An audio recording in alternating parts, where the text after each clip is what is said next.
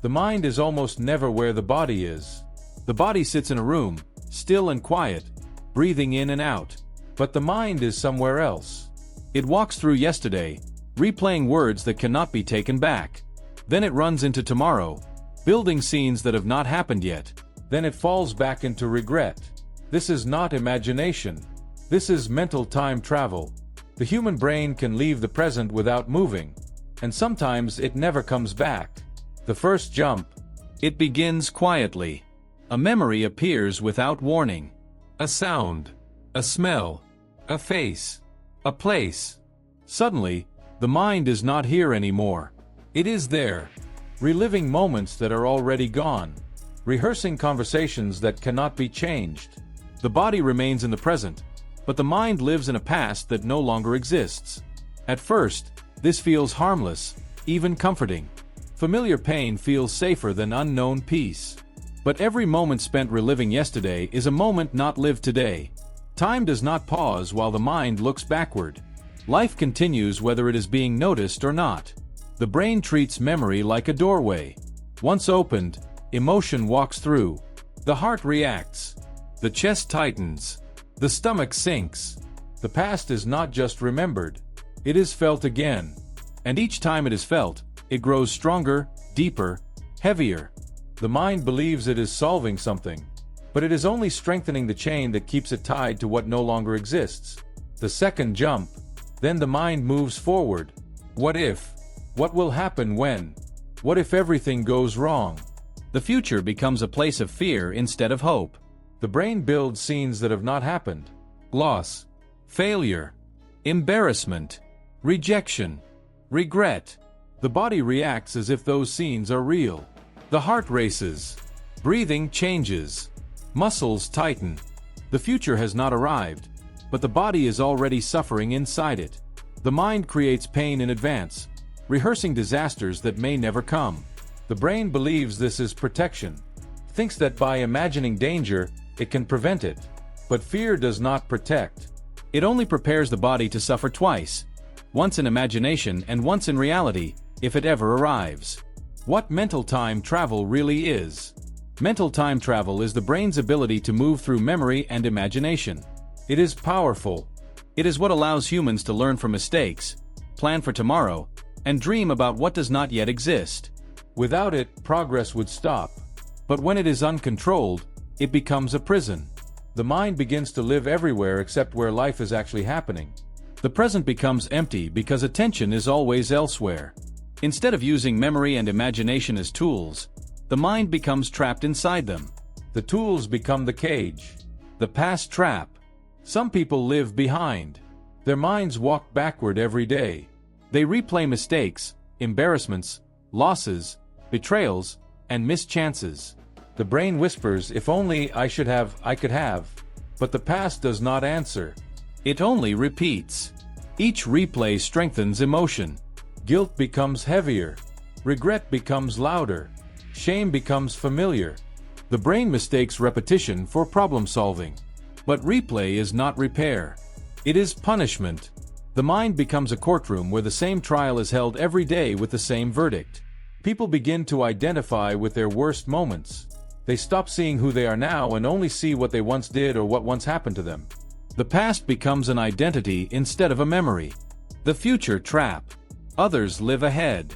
Their minds are always waiting. When I succeed. When things change.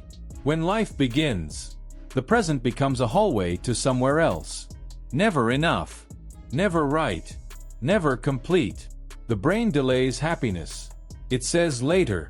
But later never arrives. Because when the future becomes the present, the mind moves again, always chasing a moment that is never lived.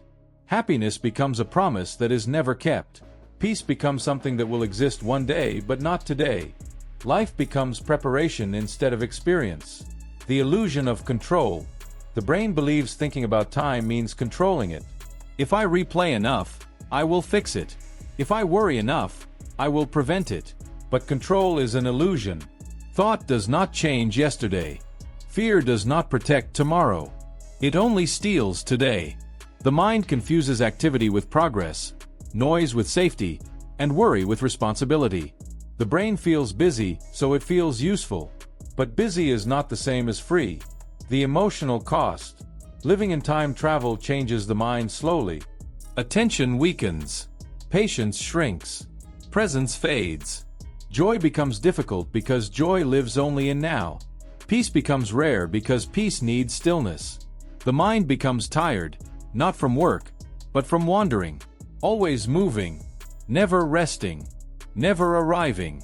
The body pays the price too. Stress hormones rise. Sleep becomes shallow. Muscles stay tight. Breathing becomes short. The body lives in a future that has not arrived or a past that cannot be changed. The identity trap. Over time, people become their past or their fear. I am what happened to me. I am what might happen to me.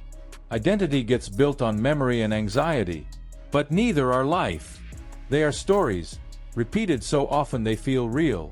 The present self becomes invisible beneath old wounds and future worries. People stop asking who they are now. They only ask who they were or who they might become. The quiet damage. Life continues. Moments pass. Conversations.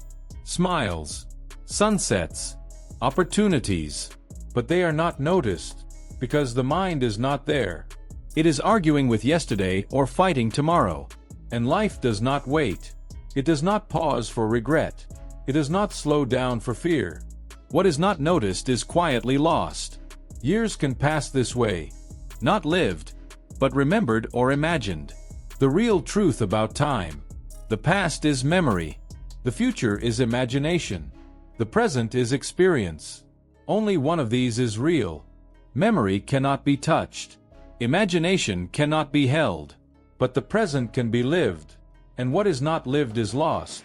The only place change can happen is now. The only place love can be felt is now. The only place life can be built is now. How the trap breaks. Mental time travel only works when it is automatic, when the mind moves without permission. But when movement becomes conscious, it slows. Not by force, but by awareness. Each time the mind leaves, it can be noticed. Not judged. Not attacked. Just seen.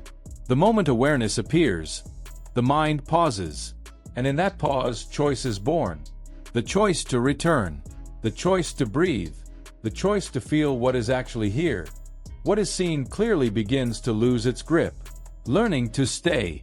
Staying does not mean never remembering. It does not mean never dreaming. It means choosing when to visit and when to return. Memory and imagination become tools again, not masters. The mind learns that it can travel,